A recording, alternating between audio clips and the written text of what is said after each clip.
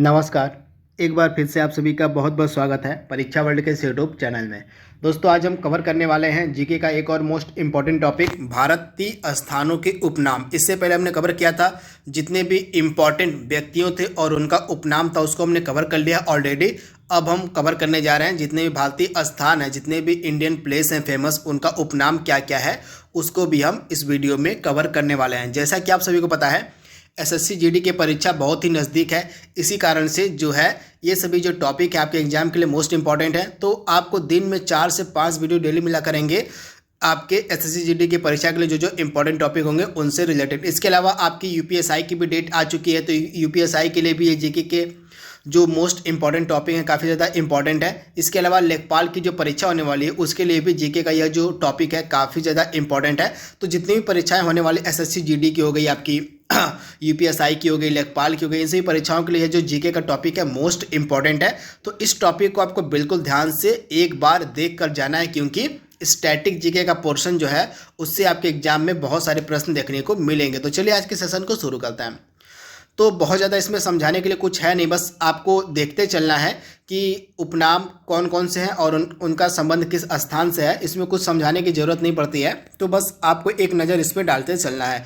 तो स्वर्ण मंदिर का शहर हम कहते हैं अमृतसर को। आप ध्यान दीजिएगा, अमृतसर को जो है स्वर्ण मंदिर का शहर कहा जाता है। मैं आपको बता देता हूँ कुछ इंपॉर्टेंट फैक्ट जो आपके एग्जाम में पूछे जा सकते हैं इससे रिलेटेड।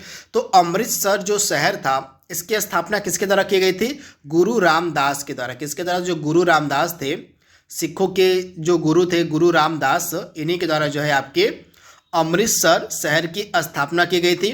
तथा अमृतसर शहर में जो आपका अमृतसर नामक जलाशय, आप ध्यान दीजिएगा, जो अमृतसर शहर में अमृतसर नाम का जो जलाशय है उसकी भी स्थापना करवाई गई थी गुरु रामदास के द्वारा। तो ये सारे फैक्ट आपको याद रखिएगा, वेरी वेरी इंपॉर्टेंट। तथा जिस जलाशय पे मतलब गुरु रामदास ने जहाँ पे जलाशय का निर्माण करवाया था, जिस जमीन पे, उस जमीन को दान किसने किया था? तो अकबर ने दान किया था। तो इसे भी आप याद रखिएगा, भूलिएगा मत। इसके बाद जो अमृतसर का जलाशय है, इस जलाशय के बीच में आपको मिलेगा हरमिंदर साहब का मंदिर, यानी कि जिसको हम स्वर्ण मंदिर कहते हैं। स्वर्ण मंदिर को हम कहते हैं हरमिंदर साहब। तो इसका जो निर्माण था, इसको किसने करवाया था? तो गुरु अर्जुन देव ने कराया था। ये फैक्ट भी आप याद रखिएगा, मैं आपको फिर से रिपीट करते चल रहा हूँ। अर्जुन देव जो थे, गुरु अर्जुन देव जो थे, इन्होंने जलाशय के बीच में स्वर्ण मंदिर का निर्माण करवाया था। जिससे आप याद रखिएगा। लेकिन जलाशय का निर्माण किसने करवाया था? तो गुरु रामदास ने करवाया था। तो दोनों फैक्ट आपको याद रखना है, भूलना नहीं है।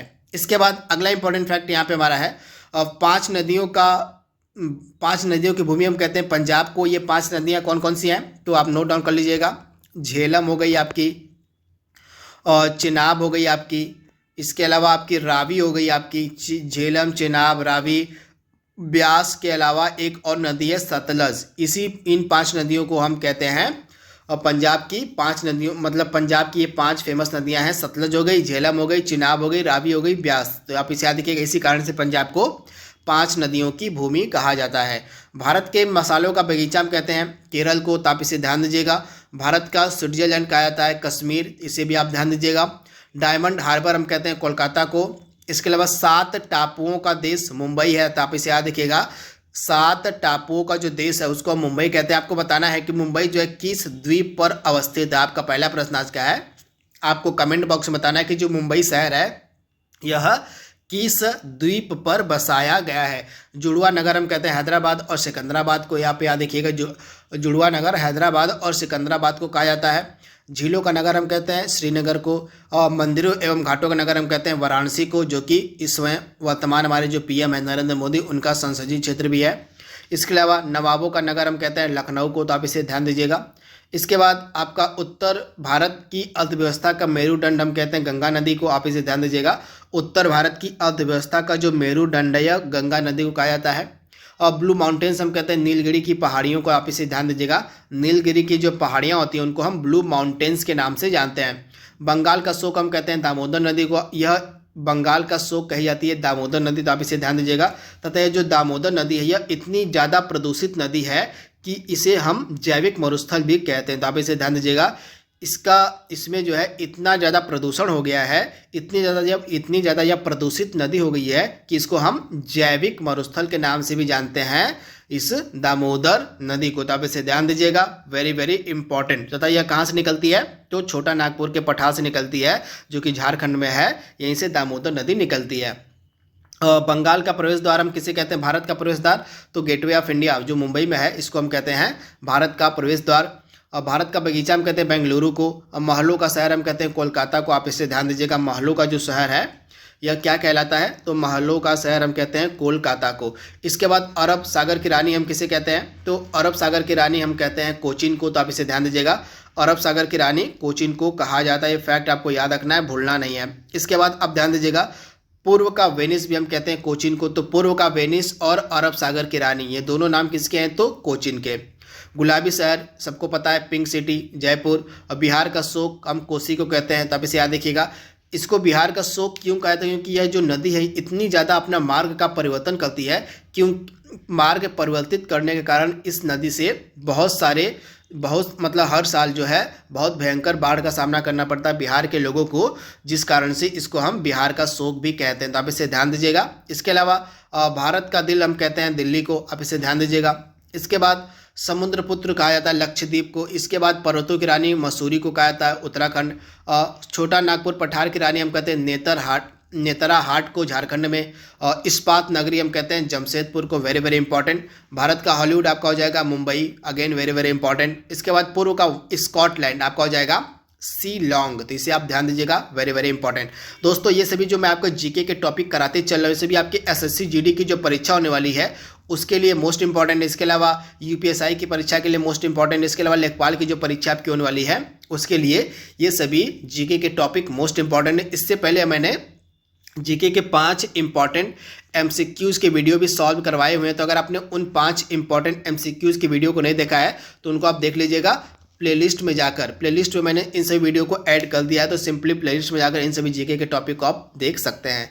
इसके बाद अगला क्या है? पूर्व का स्कॉटलैंड हम कहते हैं शिलांग को। और भारत का मिनी स्विट्जरलैंड हम कहते हैं खज्जियाल, जो कि हिमाचल प्रदेश में है। और राजस्थान का प्रवेश द्वार आपका भरतपुर हो जाएगा। राजस्थान का थर्मोपल्ली हम कहते हैं हल्दी घाटी के युद्ध को। पूर्व का वेनिस आपका हो जाएगा जयपुर। इसके बाद राजस्थान का गौरव आपका हो जाएगा चित्तौड़गढ़। इसके बाद आपका हो जाएगा फलों की डालियाँ हम कहते हैं हिमाचल प्रदेश को। आप इसे ध्यान दीजिएगा, फलों की डालियाँ हम कहते हैं हिमाचल प्रदेश को। और कर्नाटक का रत्न कहा जाता है आपका मैसूर। इसे आप ध्यान दीजिएगा, मैसूर को कर्नाटक का रत्न कहा जाता है।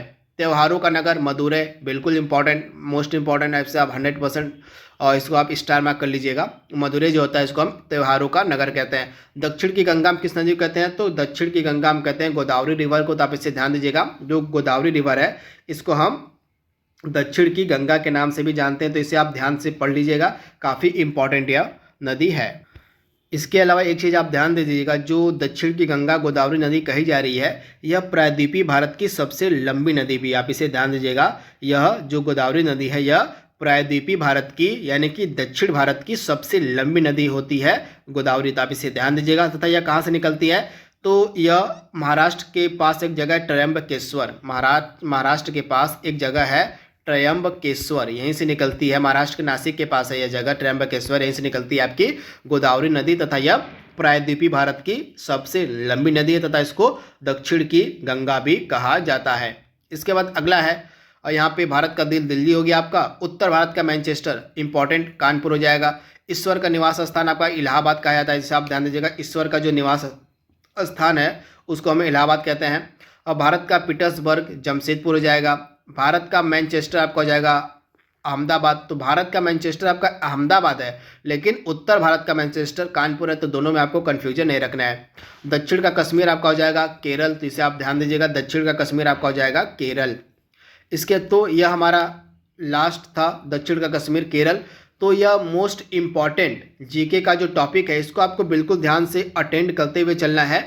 यह जो है आपके एसएससी जीडी की परीक्षा के लिए काफ़ी ज़्यादा हेल्पफुल हो सकता है। इसके अलावा हम जो हैं जीएस के सेक्शन की भी सीरीज स्टार्ट कर चुके हैं। अभी तक हमने 2 वीडियो ऑलरेडी अपलोड कर दिया एंशिएंट हिस्ट्री के इंपॉर्टेंट एमसीक्यूज़ का।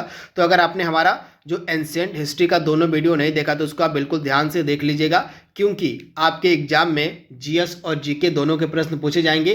तो इसी जीएस और जीके के सेक्शन को आपको मजबूत बनाने के लिए हम डेली बेसिस पर आपके एग्जाम जब तक होता रहेगा, होने वाला होगा, मतलब जब से आपका स्टार्ट होने वाला एग्जाम, उस डेट तक हम डेली बेसिस पर आप तक 4 से 5 वीडियो पहुंचाया करेंगे जीके और जीएस के। तो इन सीरीज़ को आपको बिल्कुल ध्यान से अटेंड करते हुए चलना है। तो आज के लिए बस इतना ही। Thank you, thanks for watching, thank you.